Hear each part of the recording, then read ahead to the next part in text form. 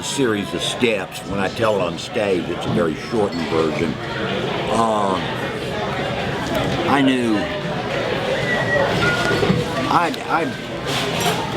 I was a hired gun, is what I was. I had a unique ability to build a sales force from scratch. If you wanted to open a new state or a new city or a new country, and it was going to be sold in some way directly to the public. In other words, where you weren't going to have stores, you were going to have salespeople in the field. And this is back in the 60s. I was considered to be one of the best in the world. And I specialized in books, but it was a publishing business. I didn't have a damn thing to do with publishing them. I sold them. I put together packages. We sold Walt Disney books. We sold encyclopedias. We sold science books. Blah, blah, blah, blah, blah.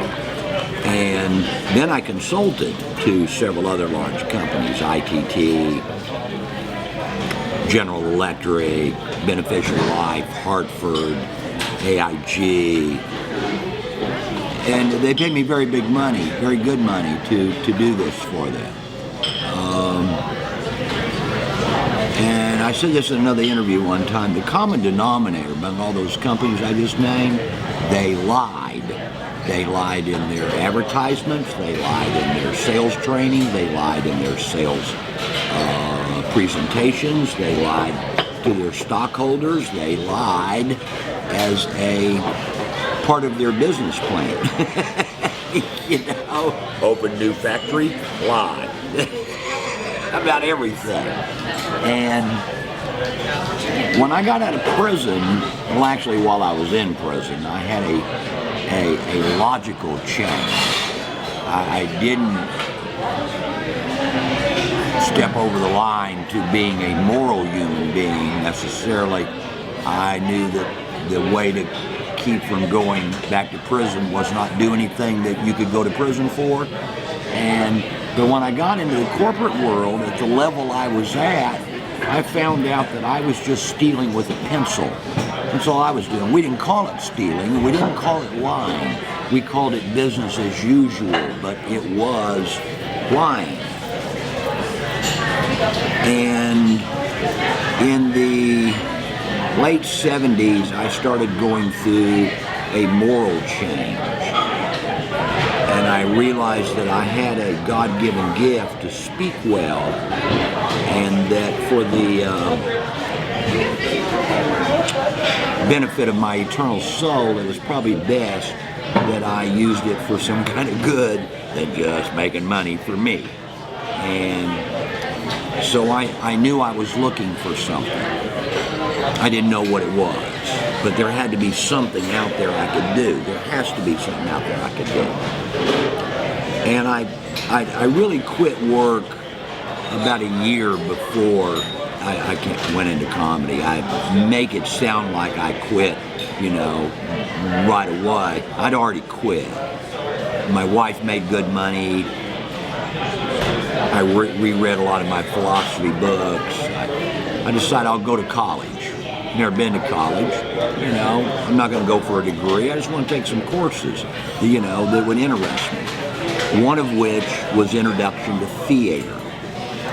And one day, Hayden Rourke comes to theater class. Hayden Rourke is the actor who played Colonel Bellows in I Dream of Jeannie. On that day, the students, of which I was far and away the oldest, had to perform something that they themselves had written. It could be a skit, it could be jokes, it could be a speech, it could be a snippet from a play, but it has to be performed. And I did a thing about how I walk like a duck, because I walk with my feet out. 30 seconds, 40 seconds, a minute, however long it was. And after class, Hayden Rourke takes me to the side and says, "What are you doing in college at your age?" And I tell him pretty much what I just told you. And he goes, "You ought to be a stand-up comic." Phil, had never crossed my mind before. And I'd never been in a comedy club. I'd seen one comedy show in my whole life. I saw Buddy Hackett at a dinner theater. And coincidentally, later on, I became very good friends with Buddy Hackett and his son Sandy. But that was the only one I'd ever seen. And I said, how do you do that? And he tells him about the comedy workshop in Houston. That was on a Thursday. On Tuesday, I went into a comedy club for the first time in my life. And I've said this before, and I don't think people really understand what I'm saying. It was like a light shone on me and said, this is what you're supposed to do. And that was on a Tuesday. Horrible little crowd that night, not even a good show. I went up on Sunday and bombed horribly and have done nothing but stand-up comedy from that moment on. And that's how I got into comedy. It was a journey of the soul, is what it was. I didn't get a laugh for 6 months, and I was going up 5 times a week at one club and a couple times a week at another. My stuff I was trying to do was too complicated and too complex, and I didn't know how to make people laugh. I knew how to make them think, but I know how to make them laugh. You start to ask the questions like that.